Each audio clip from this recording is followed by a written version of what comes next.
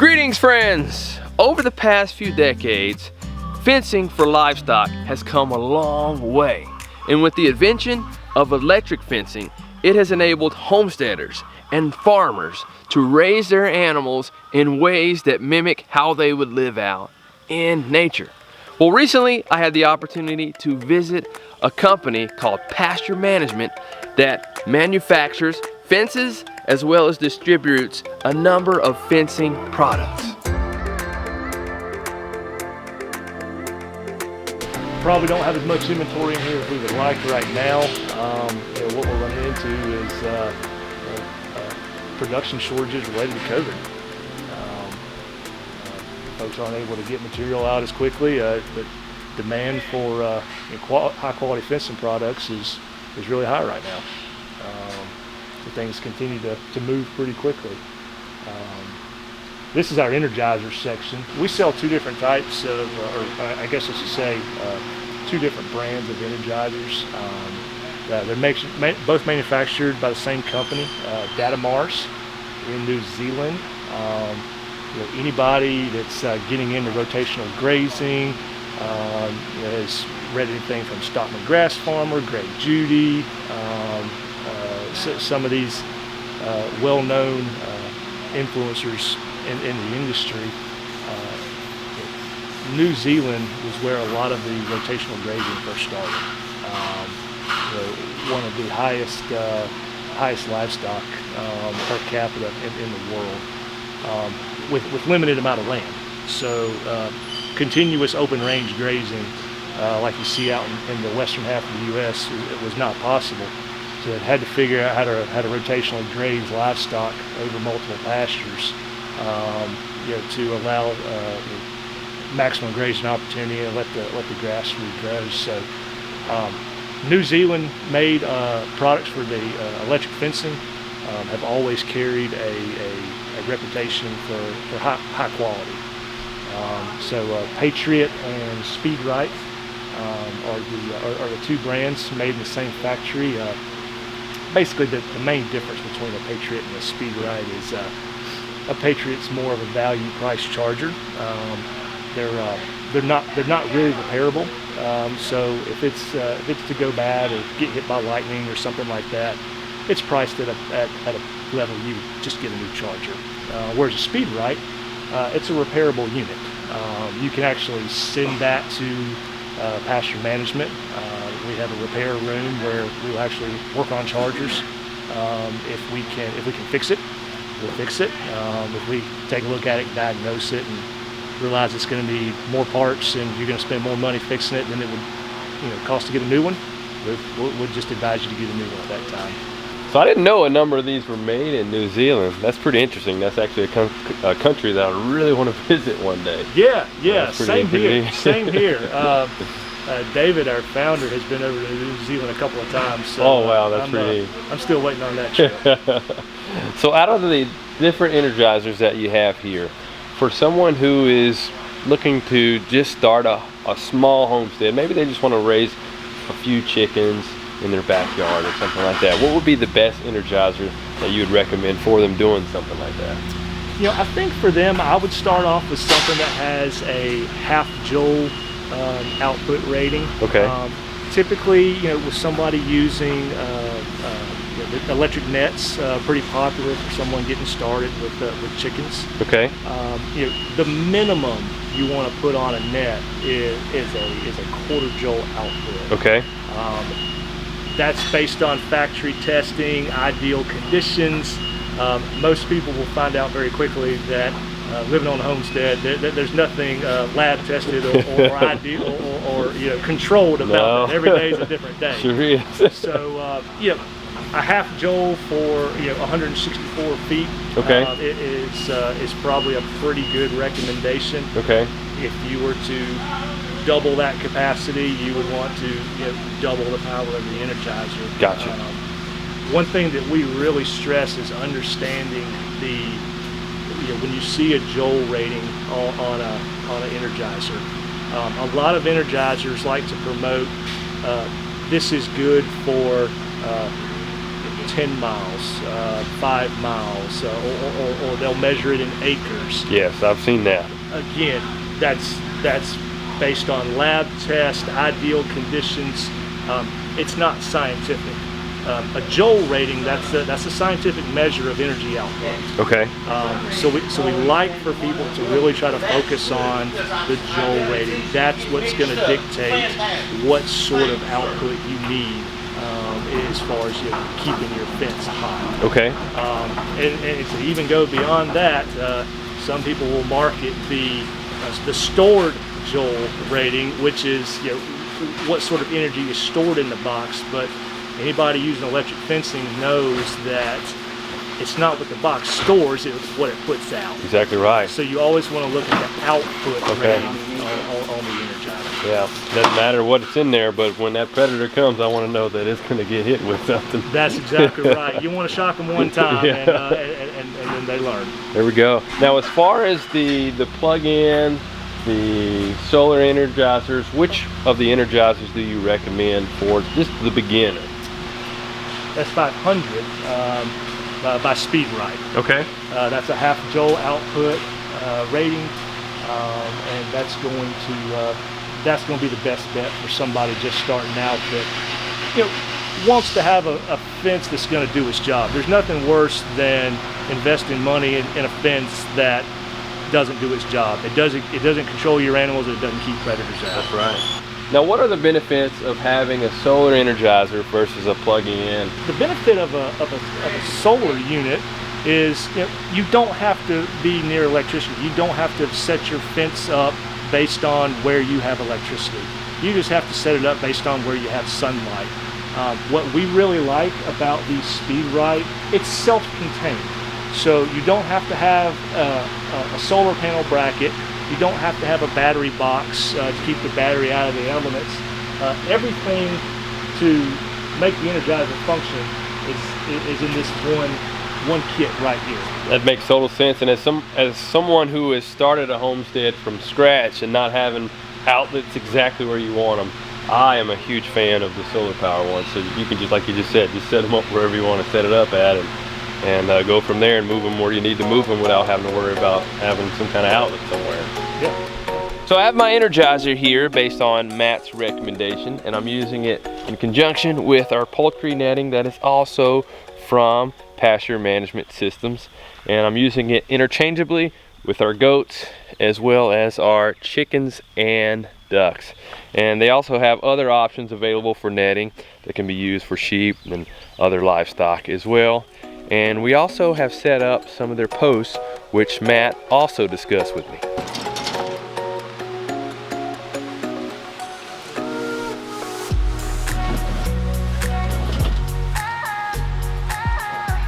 Pasture management has always been a huge proponent of the rotational grazing. So going back to when we were started in 1991, we were working with some researchers up at NC State, and looking at what they were doing in New Zealand and say, can this work in the southeastern United States? Our researchers at NC State say, yeah, we think this can work. Dr. Matt Poore been a big supporter of rotational grazing practices in the southeast for many years, and a great supporter and friend of Pasture Management Systems. Using temporary electric fencing is a fantastic option, whether you're using it to build a small containment area to rotationally graze on, or whether you're using it in a larger pasture where you've got a boundary fence of high tensile fixed knot wire. You can use temporary fencing materials to do your cross fences within the pasture. So the big thing on your rotational grazing is, let's imagine a big rectangle pasture. Instead of having that entire pasture grazed on at one time without any sort of management, you build a cross fence to divide that pasture. You might build your first cross fence and divide it in one way. and you can keep your livestock on one side. You want them to graze, all the way down to the, to they've eaten all the grass, all the vegetation, and then move them over into the other pasture, so it gives the pasture that they just grazed time to fully recoup and fully regrow the grass while they're feeding in the other pasture, and then you continue the cycle. Then what many people do is they'll take the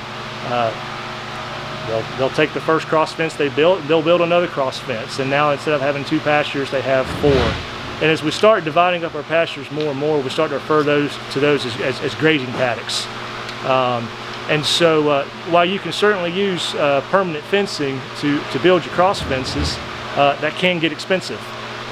There are a large number of even cattle producers across the southeast that are using the temporary fencing, using posts like some of the ones I've got here, to build the cross fencing in the pastures, so they can implement the rotational grazing practices.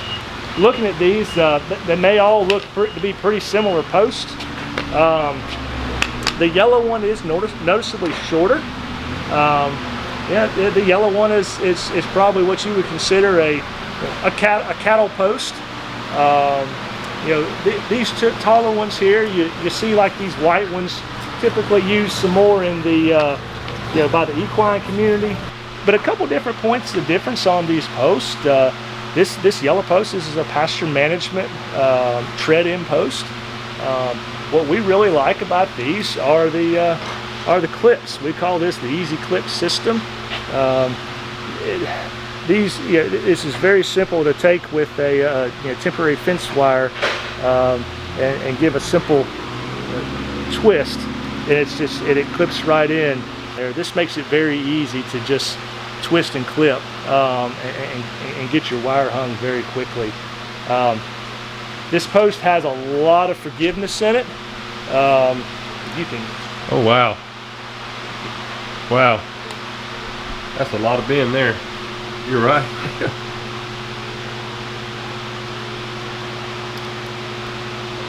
Wow. And it comes back. Wow. It comes back. I wouldn't do that with all these posts. Yeah. I feel confident in doing with this because it's built with a rigid I-beam in here. Okay. It keeps it strong and allows it some good flexibility. That's pretty impressive. I really like these as well. This is a fiberglass step-in post. Okay. What I like about these is it's the rod itself. I mean, while the pasture management yellow tread-in post is plastic, this is fiberglass. So it's a little more durable. You don't have quite the step-in notch for putting these in the ground, but these also have the easy clip system on there, which again is a really great feature for people. This post, this is just kind of a little more of a baseline post. The benefit this post has is it's a little taller. So if it's for anybody that has horses or anything like that, it's going to be a little more visible. Fence is going to be able to go a little higher. It has lots of clips. Has pretty good bendability. Maybe not quite as good as the yellow one. It does not have the easy clip, which again, you can use this for poly wire or poly braid, but not as easy to pop in. But again, for tape, poly tape, which is typically used with horses, or even as an exclusion fence to keep deer out of gardens, this is a great option. I've used that one before, and I can tell you, it does not flex like the yellow one down there. Learned that one the hard way. Yeah. And it broke. I've never tried to break one of these because it's usually in front of people and I don't want to hurt them. Yeah. You sold me on the other two. Definitely. Wow, I like that. I must admit, Matt was sharing information with me that I didn't know before about the Energizers, about the post, and he also gave me some great information about polywire.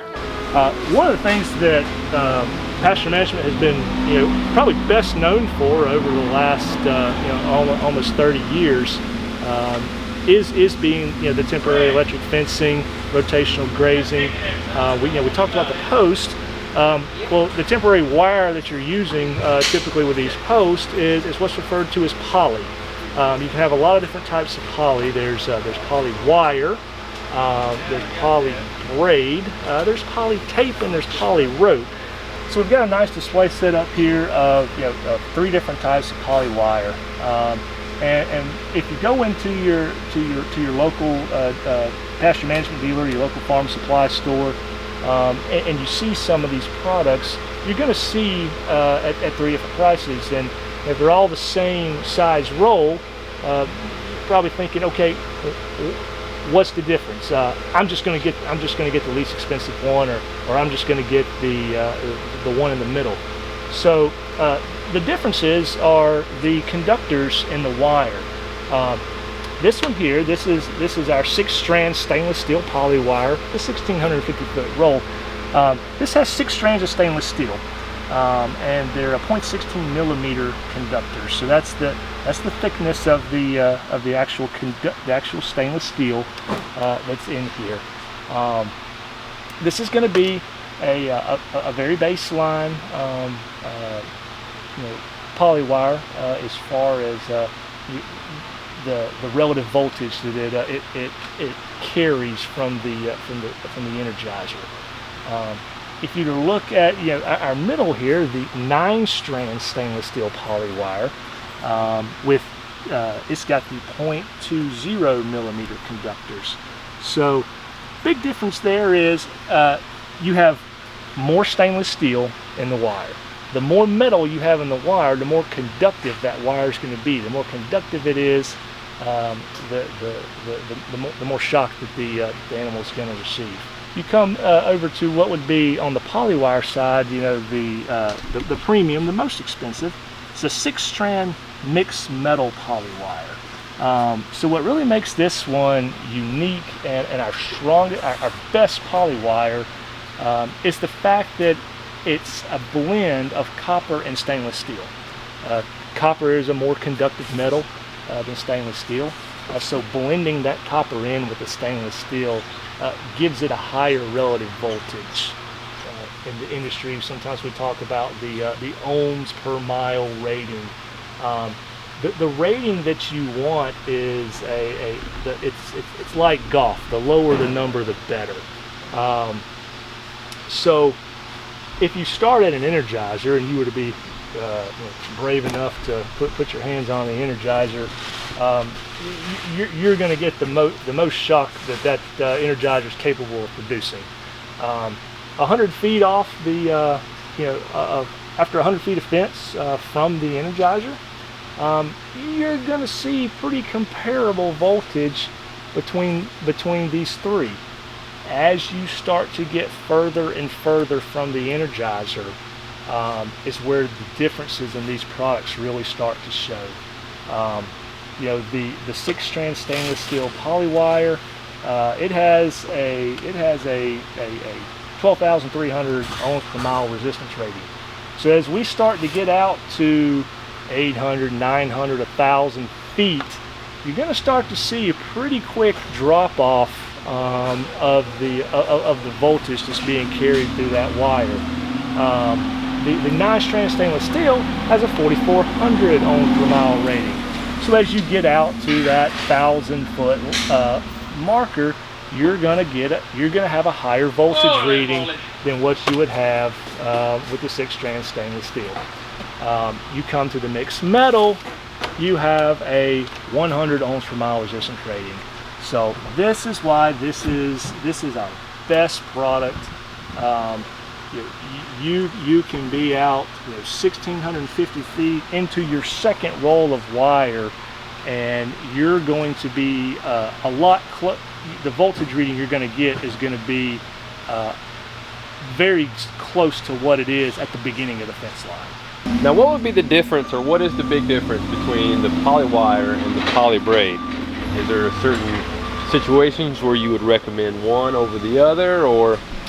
So I would always recommend the poly braid if you have goats, sheep, cattle, and you're wanting to use temporary electric fencing, you know, either for rotational grazing or for cross fencing purposes.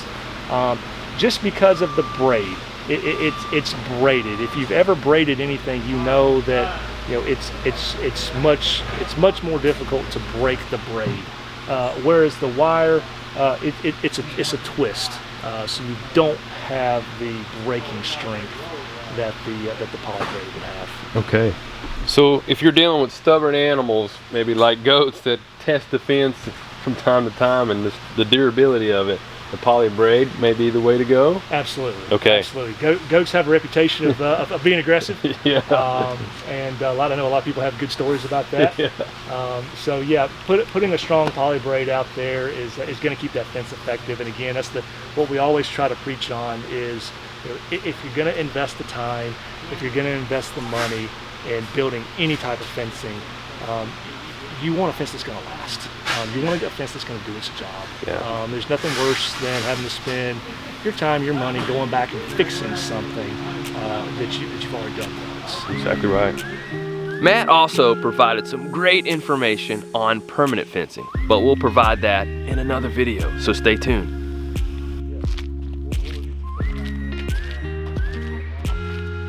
Well, Matthew, I appreciate you showing me around and educating me as well as our viewers here on the number of the products that you guys offer. To be honest with you, I didn't know a lot of the stuff, and up to here recently, I didn't even know about you guys, and I ashamedly admit I was buying from another company, but I'm super excited to start implementing and using your products on our homestead because I see the quality.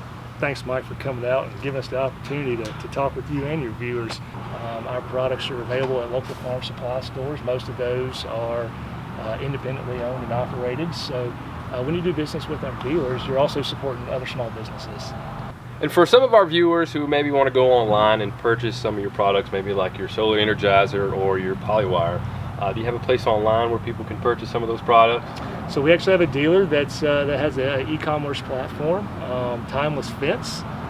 You can find our full range of Patriot and Speed Ride Energizers, in addition to our poly braid, our poly wire, and tape and rope. Awesome. Well, Matthew, thank you very much again. Yeah, Mike, thanks so much.